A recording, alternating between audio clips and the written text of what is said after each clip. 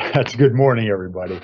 I appreciate you taking a few minutes to be with us this morning. This is an important conversation, and we want to have as much virtual dialogue around it as we can. But as always, I want to start with gratitude. I want to start by thanking each of you. The incredible effort that you put forth over the last 14 months has been nothing like I've ever seen. And of course, none of us have ever been a part of this. But the spirit, the professionalism, the focus that you all have had on our students, their success, and what you've been able to do for one another has been remarkable. There's a cumulative effect of this, and I know as we go into now 14 months, everybody's going through something personally, but you've been able to set that aside and keep our students at the focus. You've been able to balance the many priorities, many new priorities in your lives in really incredible ways. And I'm just grateful and frankly blessed to be on your team. So thank you for everything that you've been able to do. Please continue to take self-care seriously and keep it at the center of your work. I hope yesterday was helpful, and we want to continue to keep that at the forefront. Continue with gratitude. I want to give personal thanks to Kristen Treadway. Kristen has been a rock in so many ways throughout this pandemic, and frankly has been able to keep many non-pandemic related HR things going at the same time. She's going to talk in a few minutes about a vaccine opportunity on campus that she has spearheaded. This is a big deal for the college. We've got access to 1,000 vaccines through a partnership with Kroger that Kristen has spearheaded. The day that she had Kroger on campus, walking through the logistics of how that was going to come about, was when we got the news that the Johnson & Johnson vaccine, which was what we were going to administer, was going to go on hold. Very quickly, real time, she and Kroger were able to work together to get 1,000 doses of the Pfizer vaccine that will become available to all of our employees starting today. The first vaccine will be next Tuesday, April 20th. You'll get information. Chris is going to walk you through it, but information will go out today on how to sign up for that. Strongly urge you to do that. The more people we can get a vaccine, the quicker we are going to get to the point where we can be healthy in our communities again. But just wanted to take a few minutes to personally thank Kristen for the incredible leadership she has shown. Again, she'll have an opportunity to walk you through the vaccine process here shortly.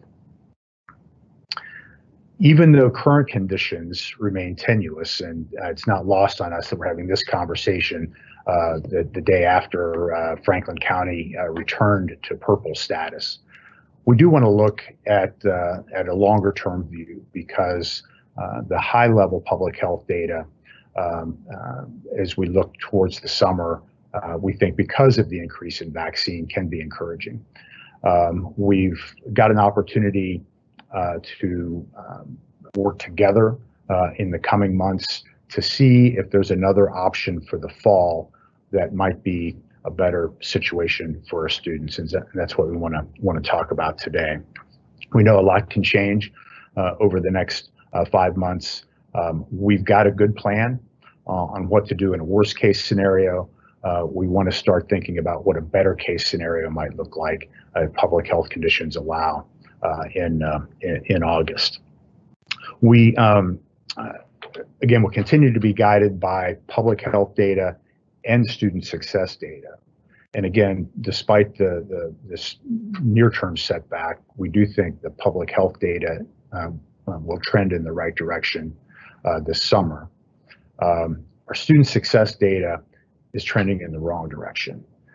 And that's really what this conversation is focusing on. While because of your great work, we have seen many of our students have done well, have stayed the course in an alternative environment in most cases. Other students haven't fared so well. Specifically, our Black and Hispanic students have fared more poorly in course success, in retention, and in enrollment. Many are just choosing not to enroll at all, and that will set their goals back potentially years, if not permanently. So we do want to take those data trends very seriously. And there's been variability in specific courses. There's been poorer performance in our gateway courses than in some of our more advanced courses within the majors. So we're really trying to disaggregate that and understand what a good path forward might look like. So we want to work together on a plan that would have greater instructional and student support opportunities on our campuses for the coming fall. We've had many faculty who have been teaching on campus throughout the pandemic, and we haven't talked about that enough. I want to take a minute and thank them for staying the course, working with us and helping us learn how to do that safely, and that's happened in remarkable ways. But the continuity of learning for our students has really shown out in the data. And we're grateful for you all for staying the course in that regard. And I think we can build on the success that you've had as we look to expand that. And I know some of our faculty who haven't been teaching on campus are ready to do so. They've come to us and would like to return to campus in the fall, and we want to work with you to help make that happen. And we really think that we can do that in a way that is safe and monitors all or follows all public health protocols. And as I mentioned, our data show many of our students need an in-person experience. So we want to try to come together and see how our student needs, our faculty desires, and our student support infrastructure can come together on an alternative plan for the fall. This is also an opportunity to experiment. I know there's been a lot of important learning over the last 14 months with regard to instructional delivery. And some faculty have talked about a hybrid approach where, classes that may have met twice a week before, maybe now they meet once a week or even less frequently with a specific purpose in mind. This fall will give us a chance to think through some of those opportunities. So we want to both provide in-person experiences for students to the extent we can, but we also want to use it as an opportunity to continue to learn and really envision what our model needs to look like going forward, truly in a post-pandemic environment. Again, we'll continue to make all decisions following public health guidelines. We think this model will absolutely allow us to maintain appropriate distancing and cleaning protocols and those kinds of things. We've been kind of working on a worst case scenario plan for the last 14 months and doing it very effectively. We now want to work together on a better case scenario plan if public health conditions allow us to do something different in August than what we're able to do now. So appreciate you being part of this conversation. It's going to be an ongoing conversation, as you'll learn about, and you're going to hear from the leaders that have really helped us with both summer and fall. Many of you have been very actively involved in that. We're grateful for that. And now I'm happy to turn it over to Dr. Butler. Before I do, again, I want to express personal gratitude to Rebecca for her steady hand, steadfast, and compassionate leadership through this pandemic. And just so lucky that we've had her at the helm through COVID operations. So Rebecca, take it away. Thank you very much.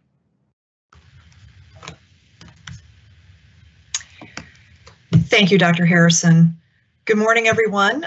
So I am going to share with you how we're going to spend the balance of our time together this morning. First, we are going to hear from Drs. Laird and Weiss around what we're doing in terms of our Summer 21. And as Dr. Harrison indicated, Summer 21 in many respects is moving us a little bit toward that better case scenario that we want to work together to plan for our autumn term. After that, we will hear from the amazing Kristen Treadway on vaccine clinic.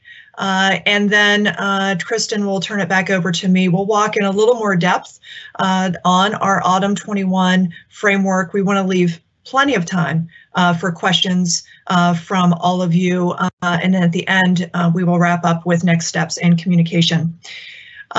This will be put in the chat, but want to remind you that you can certainly, when the Q&A opens, please start submitting questions that you have for any of us. We have all three of our co-chairs, Drs. Laird, Weiss, and Dr. Marie Bruce with us this morning, as well as Kristen Treadway and Mark Dudgeon, who leads our facilities team. So if you don't want to put it in the chat today or in the Q&A today, you can certainly email COVID-19 operations at cscc.edu. That's COVID-19 operations at cscc.edu. So it's my pleasure to turn it over to Drs. Kurt Laird and Diana Weiss, who have been doing amazing work in conjunction with our faculty and staff to prepare for our summer semester. Dr. Laird. Good morning, everyone. Thank you, Dr. Butler. Wanted to talk briefly just about where we are for summer. This summer, we have planned right now 190 total in-person sections that are going to run. In perspective, that's about around double what we did last summer. So we have expanded our in-person offerings for this summer. Most of what we're offering in the summer of 21 is going to be in areas that have previously been on campus, although we do have some new areas coming on board as well to offer some courses in person. We're working actively with department chairs to add in-person sections. When our in-person sections fill, we're adding new sections. We're also working with our chairs and our outstanding facility management department on classroom capacities. We have some new guidelines from Columbus Public Health, and so we are allowed to go above 10 in our classrooms when we can safely space people out with a 6-foot distancing and mask wearing and the rest of our safety protocols. So we're working actively with our department chairs on that. A large part, though, of what is going to distinguish this summer from previous summer is our student support services and the scaffolding of student support services around our academic schedule, and accommodating as many students as we can in order to do that. And so with more information on that, I'd like to turn it over to Dr. Diana Weiss, who's going to speak specifically about that. Diana? Hello, wonderful to be with you this morning as well. The following student campus and campus services are slated to be on campus this summer with limited, safely distanced, appointment-only capacity. And some of these have already been operating on campus. Cashier's office, bookstore, computer commons, disability services, college testing, tutoring, student central, the blend, spaces for students and faculty for in-between class times, conference center and vending, and some in-person campus events for summer starting. We've also followed up with the library services to start working through their plans for summer and/or autumn. We're working through these areas' plans very carefully and hope to have finalized plans by the end of this month. They are being reviewed by facilities for safety and other areas, are looking at them in terms of IT and budget perspectives to make sure that they have what they need for a successful start. Tina Diggs is reviewing and working closely with all the plans to consider Delaware and the regional campuses all along the way as well. As we considered each step of the process, we're making sure spacing, protective barriers, cleaning needs, etc. are all considered, and we walk away with a good sense that this can be accomplished in a safe way. I had the pleasure of doing a walkthrough of WD, the proposed testing space, with Mark Dudgeon, Bart Pritchett, and the testing staff. And we considered each step in the student process coming through and feel very confident. I was impressed with the thoughtfulness going into each and every detail. As the summer progresses, we will be following up on these services to get a sense of the demand for on-campus appointments, and this will inform our plans for expansion of these services and others into the autumn semester. I keep telling our areas that this is a start. It's not going to be perfect, and we will be tweaking it along the way, but it is the start. We have to keep in mind that in addition to this time back on campus, our student service areas are also maintaining virtual services that have to be put in place during this time. So balancing these modes of communicating and serving students is not easy. This is, however, an exciting time to test some of the practices and things that we have learned during COVID and may want to keep and incorporate into our work, but at a smaller scale during the summer so we can anticipate and plan for expanded scale work in the future. So it's an exciting time to move into summer 21 as we provide some limited, safely distanced appointment-only options for this summer, working in close partnership with academic affairs so that our campus is supported. And with that, I'm going to turn it over to Kristen Treadway to talk about our vaccine clinic. Thank you, Diana. Yes, very, very kind words from both Dr. Harrison and Dr. Butlers this morning as we were working hard to get this clinic together. And please believe me, it's not just me. I have a small and mighty team that's been helping greatly in pulling this off so quickly. So yes, we worked with a lot of vendors trying to secure one, and Kroger, as of this past Friday, is the vendor that was able to come through for us. So it's been very fast moving. Our first clinic is on April 20th.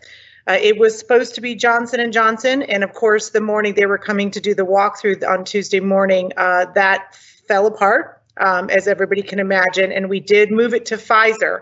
So April 20th is the first clinic. May 11th is now the second clinic for the second shot for everybody to understand.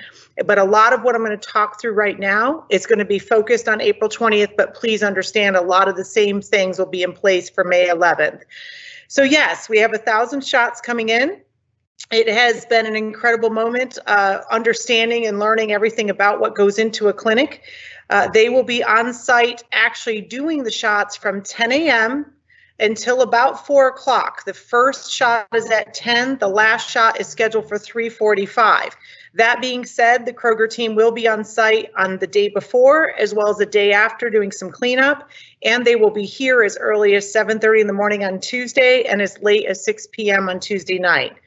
They will be bringing 50 staff members, and there are 42 people every 15 minutes that will go through this clinic. So just to give you the idea of the scope of this, we're taking over the entire second floor of Mitchell Hall, and that's the event center, but we will also have people wrapped around socially distanced all across the second floor. And thank you so much to Patricia Houston and Josh Wickham for all they've done to help make that area accessible for us on these 2 dates. In addition, they will need to take over lot 11S, and the police have done a fantastic job with Deputy Chief putting together the plan for this. 11S will be closed on Tuesday, April 20th, as well as May 11th for all of the vaccination clinic customers. So please make sure you understand that. And police will be putting signage up everywhere. and they will also make sure to station at the entrances so that only vaccination folks will be there. In addition, 15E across from Mitchell Hall will be closed just for the Kroger staff because, again, they have 50 staff members that will have to be there. So marketing communications will be sending out communication on this right after this meeting to make sure the campus community is aware, but we do want to make sure everybody knows. This was opened up to students Wednesday afternoon, right after the clinic, right after the town hall. This will be opened up to all employees. So be watching your email. In order to control it and ensure that only Columbus State people were signing up for this, you will have to actually sign in with your user ID and password in order to get to the link to register. So again, be watching for the email. If you'd like to take advantage of the moment for having this right on campus, watch for it and please get yourself signed up. If we do not have all 1,000 shots signed up by tomorrow night, Saturday night, they will open this up to the public. So it's incredibly important for our Columbus State community, if you're interested, to please get on today or at the latest tomorrow in order to get yourself a spot before it would have to be opened up to the public. Last but not least, I do also want to mention that Kroger has given us a shout out as one of the best sites they've ever worked with, just from the team, Patricia, Josh, Mark Dudgeon, several of us that were with them on Tuesday, and everything that's been happening since then with the police department and marketing communications helping to get this all together in such a short time frame. They're incredibly impressed with the support they've received, as well as Mitchell Hall itself, and they really enjoy it. The last thing I'm going to briefly talk about is the health assessment itself. I do want everybody to know that's coming on site. In about a week, 2 weeks at most, we will start having a question on there asking if you have been vaccinated or not. Just because you're not vaccinated does not mean you will be excluded from campus or anything of that nature. It's just that it's just asking the question, and that will stay with HR. The information will. We will only be reporting out in an aggregate format to give an idea of how much of our population on campus is vaccinated at that time. So I just wanted to make you aware. With that, I will turn it back over to Dr. Butler. Thank you.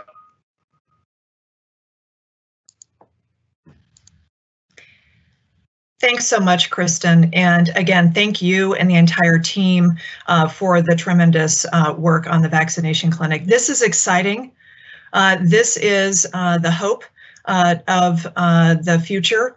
And even though we find ourselves in Franklin County in a purple status today, we are going to work together over the course of the next 4.5 months toward hopefully a better scenario for our autumn term. So let's talk a little bit about what that means and what that looks like. So first and foremost, as Dr. Harrison indicated, the work that we'll do together over the course of the next 4.5 months, our faculty, staff, and administrators that we will do together, will be led by our student success data, our equity data. It will be people-centered for our entire campus community, and it will be in alignment with our guiding principles of health and safety, compassion, flexibility, and transparency of communication, which has guided us throughout this entire pandemic thus far. We will continue to monitor and be responsive to the changing conditions relative to the virus and public health guidelines.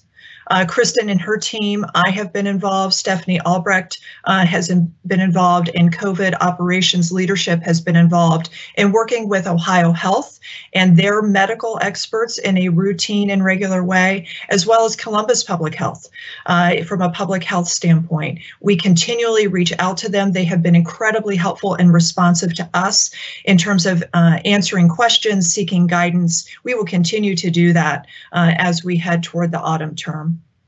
I want to make a special note that there is an employee survey out in the field right now. Would highly encourage you to respond to the employee survey. The last survey we did was pre-vaccination acceleration in the state of Ohio, and we're in a different situation now, and want to get your opinions and thoughts and feedback at this point in the vaccination and the current conditions.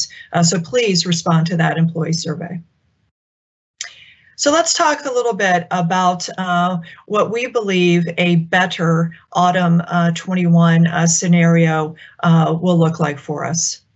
I will say at the beginning, there is a lot that we don't know. The team is working to put summer schedule together and our summer semester together and to really wrap that up so that we are ready to go for our summer students. And then we will be turning our attention full time, all of us, to autumn in these next some weeks. So again, more in-person instruction guided by student success and equity. And as Diana indicated in her remarks, building on what we're doing in the summer with student services to have a more expansive student service presence in alignment with a more expansive in-person instruction presence in the autumn of 21 would be part of our better case scenario planning for the autumn. We will have phased return of our non-instructional and non-student services workforce. So what does that mean? That means that most of us in this better case scenario would expect to return to campus in some way in person at some point over the autumn term. We will be working together, and we can't emphasize that enough. We will be working together at the unit level in concert with VPs and the COVID operations units to really determine what that looks like, what a phased approach might look like, recognizing that we are still in a pandemic. This is not a pre-pandemic full-scale workforce return, but it does take into consideration the mission criticality of student success and equity. Certainly our public health guidelines and protocols of physical distancing, social distancing, mask wearing, et cetera, and technology implications in terms of our workforce and our students. So this is a process that we will work together over the summer and in concert with all of the vice presidents to understand what that means. Again, this is good news in terms of the optimism and the hope of what we hope will be a better scenario for us in the autumn term. We will work together over the course of the next 4.5 months on this, and so that means it will look a little bit different to how we have typically planned for an autumn semester. Some of those processes and traditions that we have had around scheduling and that sort of thing, we will be flexible so that we can ensure that we plan together over the summer and give ourselves and our students as much time as possible to plan for the autumn semester. I should note that over the summer, we will also be having several events on our campus. Many of those events are tied to student success and are precursors to autumn enrollment. There's been a team that's working with Columbus City Schools and other school districts to really work with seniors who've been affected by the pandemic and bring them to campus during the summer for some autumn semester preparation types of activities. We have grants that have summer camps, and they will be invited on campus this summer. So we're looking forward to some activity this summer on our campus. Again, we have been working in and have planned for a variety of worst case scenarios. We know how to do that. If changes don't materialize in the environment in the way that we've anticipated, we will continue to pivot and adjust so that our planning is in alignment with external conditions. Importantly, as we work over the summer, there are processes in place for employees to work with their supervisors and with human resources to seek accommodations for medical and life circumstances that may prevent employees from working on campus. And those processes and accommodations are absolutely in alignment with our compassion and flexibility. We know that we have personally all adjusted in some ways to what is been our normal during this pandemic. And we will work with our campus community and our workforce to adjust accordingly as we hope to come out of this pandemic and look for look toward a better autumn. Again, as conditions change and hopefully for the better, we will adjust our plans accordingly. So here's a few things that you can look forward to over the summer. First of all, we will be having these town halls every 3 weeks. Certainly, in addition to these town halls, which are being recorded and will be cataloged with full interpreting services during or on those recorded sessions. You can expect routine conversation from your vice presidents, from the COVID operations team, and the 2 committees, the workforce return, campus operations team, and the instructional and student support teams that will help guide us together in conversation and decision over the summer as we work toward the autumn.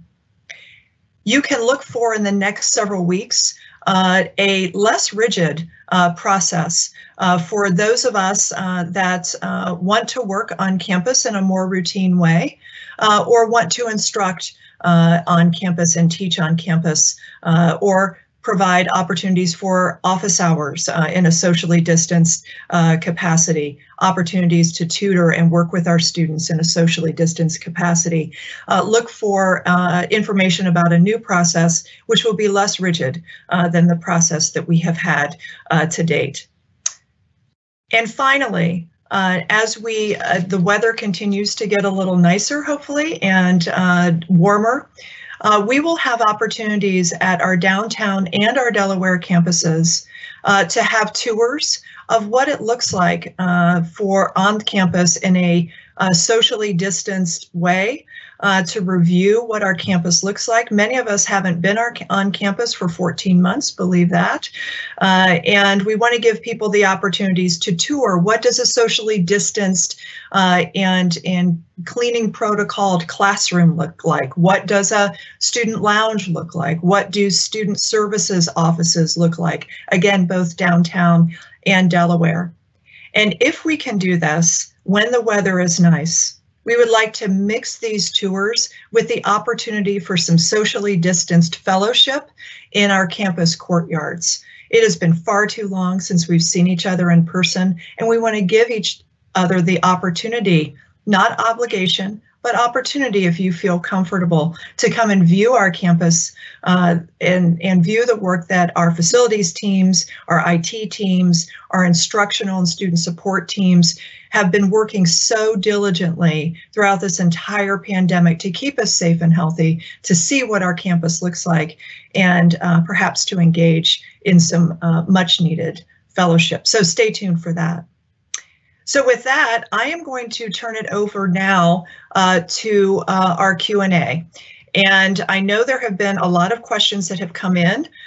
This is my first time doing a Q&A in a live Teams environment, so we're going to give this a go.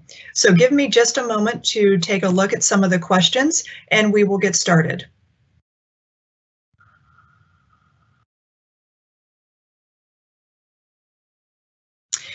Okay, so the first question is, and Mark Dudgeon, I am going to put you on deck.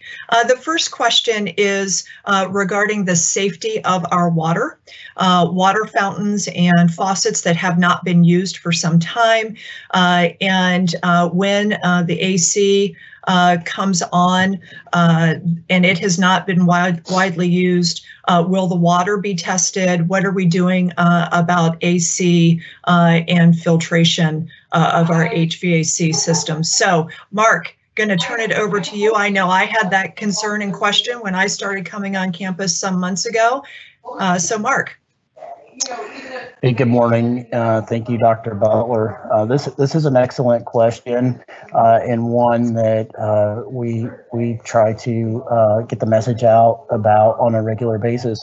When our campus essentially shut down about 14 months ago, we began working to come up with processes and protocols to ensure that our building systems were still operable and that the buildings were being walked on a regular basis.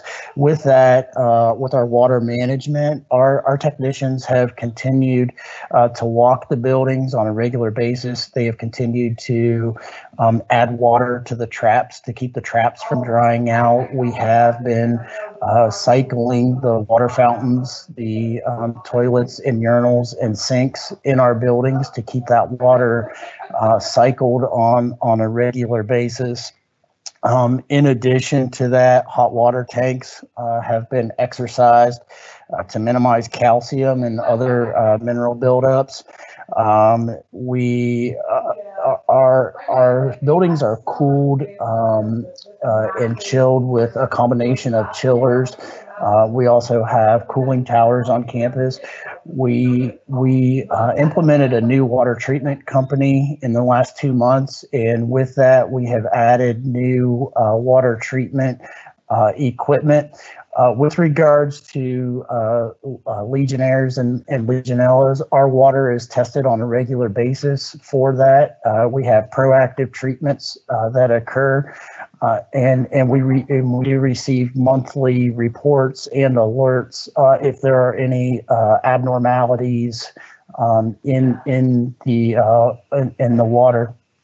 We have about 227,000 gallons of water in our cooling towers. This is a lot of water. We keep a very, very close eye on how the reports are coming in. Our Legionnaires testing is done 2 times a year, specific for that. It is done in April and again in September. We are up to date and current on that testing.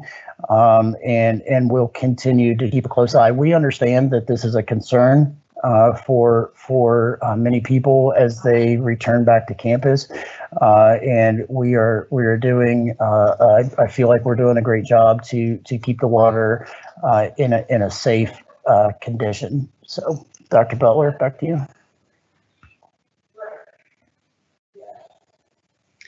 Thanks, Mark. And I'm going to keep you on deck because I've had the opportunity to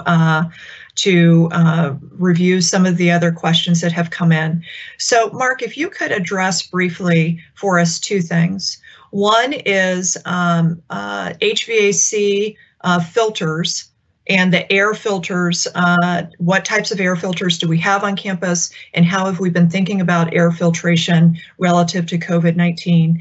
And then secondly, walk us through the cleaning supplies that will be made available in the classrooms, in offices and student services areas briefly, if you would.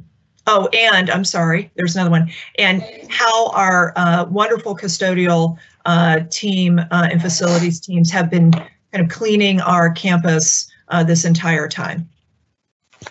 Okay. That's a lot. So if you need a reminder, let me know. Keep me on point. I do want to get back real quick because I did miss a small piece. With regards to our HVAC systems, those systems have continued to operate over the last 14 months. Obviously, when you look back over the 14 months, we've gone through a heating cycle. We've transitioned out of that heating cycle and now are back into another cooling season. And so the systems have never shut down. Our buildings have continued to operate, albeit not in a capacity that we wish they could. But even things like elevators, we've had to continue to exercise elevators to keep that going. The more the buildings are used and the systems are used, the better. So we're continuing to keep things going. even though we don't have a heavy population on campus. So turning now to filters and HVAC systems, obviously it's a key point of maintaining a healthy campus. So I'm going to provide just a brief overview out of respect for time today. First, when we talk about filters, we have implemented, going back to last March, we have implemented the use of MERV 13 filters, which is a hospital grade filter. Those are what are being used on all of our air handlers. We have about 134 air handlers that provides air distribution to about 1.5 million square feet of space across all of our locations. The frequency of those changes, pre-COVID, we would change those filters 2 times a year. In a pandemic environment, those changes have increased to three plus changes per year, depending on the equipment type and the location. Some of those filters, depending on the location, are being changed every 3 months. Other filters are being changed every 4 months. It takes us about 350 filters per quarter, about 1,400 filters a year is what we're changing. We are current on those changes. In addition, our air handlers have been adjusted and programmed whenever possible to double at a minimum our air exchanges. That means the amount of fresh air that we're bringing into the spaces. We're working to keep those exchanges at a double 2 times rate of where we were before. Many of our systems in our buildings are controlled by a building automation system. We've done a recent assessment of that system to maximize what we're able to do across campus with regards to our systems. Obviously, we can't do as much as we would like in every space because we have so many different system types. We are in the final stages of a very large chiller replacement project on campus. 4 or 5 of our buildings are getting new chillers, which means with new chillers comes new technology and comes new opportunities as well. And finally, along the lines of HVAC, we are currently in the early stages of a comprehensive air quality assessment across campus.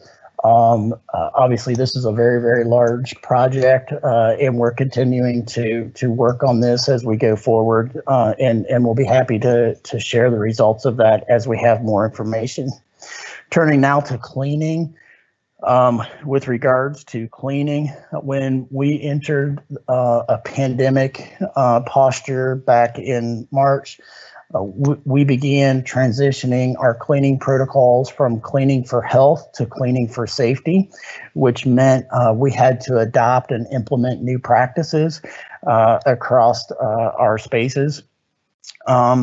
What we adopted in addition to our standard procedures, what we adopted in the areas where we had a student or staff presence, we added 3-time daily touch point cleaning and disinfection. That means the cleaning attendants, as they're going through the building 3 times a day, they're hitting those touch points. We've identified something like 15 or 17 different touch point types that they make sure they're wiping down 3 times daily.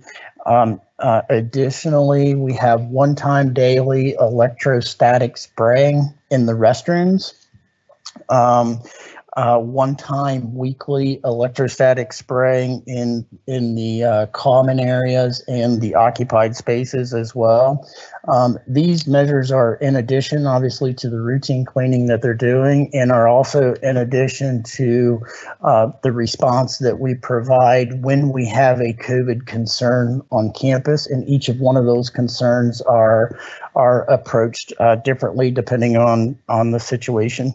As we turn our attention to summer and fall, we start to look ahead and start to plan and adjust based on the sections that are being scheduled, based on the spaces that will be occupied in those terms. And so with that means our practices will continue to change a little bit. And obviously, as we learn more about this virus, we continue to implement new technologies as well.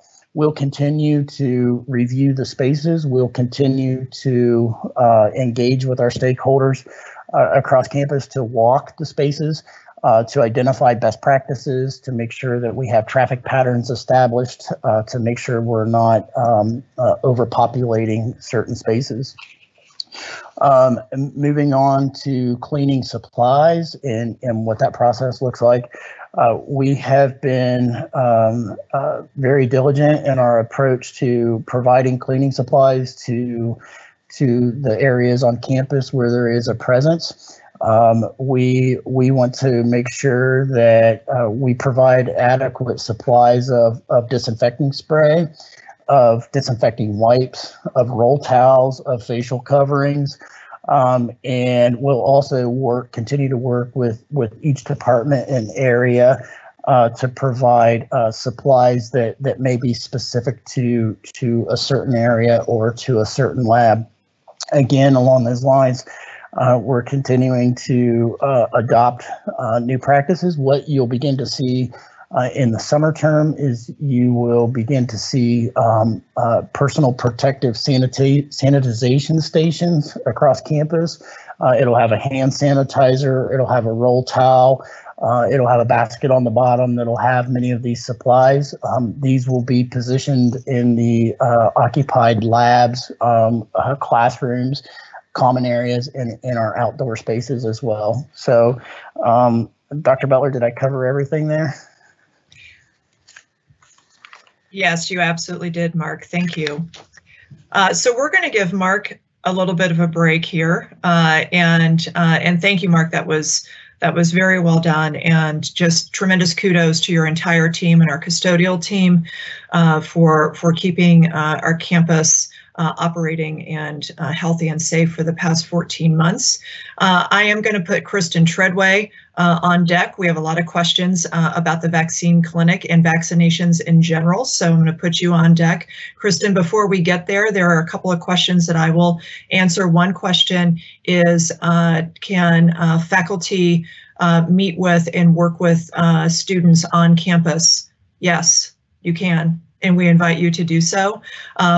Please work with your department chairs and deans. I know Dr. Laird and Dr. Malaweski are meeting with department chairs again this afternoon. So look for some more information, but the short answer is yes, we want to invite our faculty to be working with our students on campus as the need arises and the desire to do so, and certainly the same is true for in-person instruction. We are, as I mentioned and Diana mentioned before, we will be having some tutoring on campus over the summer and into the fall. So that one-on-one student support that we know is so critical to our students' success, we are looking forward to being able to do that in the summer and even more in the fall if conditions are as we hope that they will be.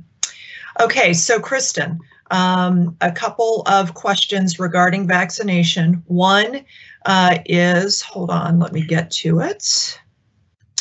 One is about the, hold on. Oh, for employees already vaccinated, should this be reported to HR? That's the first question. The second question is about the vaccine clinic and opening it up to employees, families first before the general public. And then I think I will take, there's a question about promoting vaccines with our students. And then finally, a question that you and I might tag team about our current stance on requiring vaccines for our workforce and our students. So, got all that? Got it. Got it. Okay. Team back and forth. Thank you, Dr. Butler. So yes, the first one, reporting to HR if you're already vaccinated. As of right now, no. There's no need for you to report that to HR. It does not mean that in future we may decide to put a call out, because we do have the right to know as the employer, and we may decide to do that. But as of right now, you do not have to. All we're going to do at this point is put the question on the health assessment that anybody going to campus is just asking if you're vaccinated or not. So from that perspective, don't feel like you have to run and give us copies of your card or anything right now. And the second one regarding opening to the families first, that's a really great question. I will need to talk to the Kroger rep about that. I'm not sure if we can pull that off or not. They have an obligation at a certain time frame before the clinic and opening up the clinic to the public to make sure that they don't go to waste. And that will be the difficulty, is trying to work that out, which generally would be this weekend, because it's Saturday night is when they told me is when they really have to push it over to the public. So I will see if there's any way we can do that. We'll put a message out to all employees, but as of right now, I don't think it's going to be possible, but we will definitely look into that. And Dr. Butler, you mentioned talking about promoting vaccinating to the students. I do know we did do a lot of that with the push out that we did on Wednesday in regards to our clinic. And I do believe that that is going to be the intention, to keep pushing it out now that we've had a clinic and been able to speak to that, but there may be more you want to address with that one.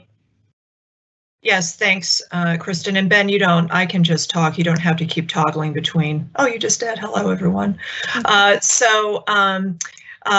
Yes, we will, in conjunction with Brent Wilder and the marketing and communications team that has just done, again, remarkable work during this entire pandemic in terms of communicating with us, our campus community, our community at large, and our students.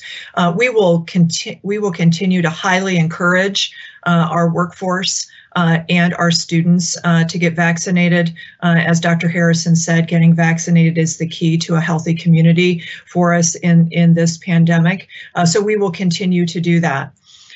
This does dovetail into the question about our current stance on requirements of vaccines for our workforce and our students, and reasons why at this point we are not requiring it. So as it stands today, we are not requiring a vaccine to return to work or to attend class. The reasons for that are certainly when we started, access. And we still know that access to vaccine for certain members of our community is still hard. And so we don't want access inequity to be a reason why a student can't fully participate in Columbus State and in his or her learning. And quite candidly, we also know that for many members of our community, there are cultural or religious reasons why vaccine is not applicable to them, and for which they do not feel comfortable with vaccines. So we want to respect the values of all of our campus community, and those were the values that we've been using in terms of making the decision. So again, at this time, we are not going to require. We are constantly talking about it, though, and as we look at guidelines and working with our partners at Ohio Health and Columbus Public Health, if that changes, then we'll certainly be in really good conversation in advance of making any change like that with our campus communities, especially our diverse campus community members, to make sure that this is the right decision for Columbus State and our workforce in the community that we serve. Okay, we have 5 minutes left. I will try to get a couple of questions. I may not get all of them answered for you, but Sarah Baker and Ben and our back of the house team, first of all, much love and thank you for pulling this off flawlessly this morning. They are recording all of the questions. We will get those answers back out to the campus community, most likely in an email from me. If it's not this afternoon, it'll be Monday. Again, this entire session will be recorded. So the questions, there were a couple questions about the employee survey and what that means for the opportunity for employees to continue to work in summer and into the autumn in a hybrid way. And Kristen, I'll ask for your help on this in case I say it incorrectly. But keep in mind, friends, that as we phase our workforce, hopefully back to campus in a phased way in autumn, we are still in a pandemic and we will have limitations from a physical standpoint. So it is, our workforce should be expecting that they should be back if conditions improve in some way, but that may not be a full-time 8 to 5 Monday through Friday kind of way. So again, the process that we're going to use is mission criticality to the institution in concert and working with your vice president and what that means for your unit. Our physical limitations that we may have against social distancing, office setup, etc., and technology implications. So I know it's not a clean answer, and there will be much more to come on that. But that employee survey is really good information for us as we also think long-term about our workforce. And as Dr. Harrison indicated, this is an opportunity in the summer and in the autumn term for us to experiment and utilize some lessons learned. So more to come on that. The question is, how will I know whether I'm expected to be on campus this summer? So if you are in a student services area or instructional area, if you have questions about that, you should work with your department chair or supervisor. If you are not in any of those areas, for summer, most of our in-person is going to be instruction and student support return. If you have a reason to be on campus and you don't fall into those two areas, we will have a much less rigid process for people who need to be on campus to work. So again, not a clean answer today, but we will continue to work with vice presidents and units to give you as much notice as possible about any anticipation of returning to campus. So I think we are at 10:59. I know I didn't get to everyone's questions. We want to be respectful of time.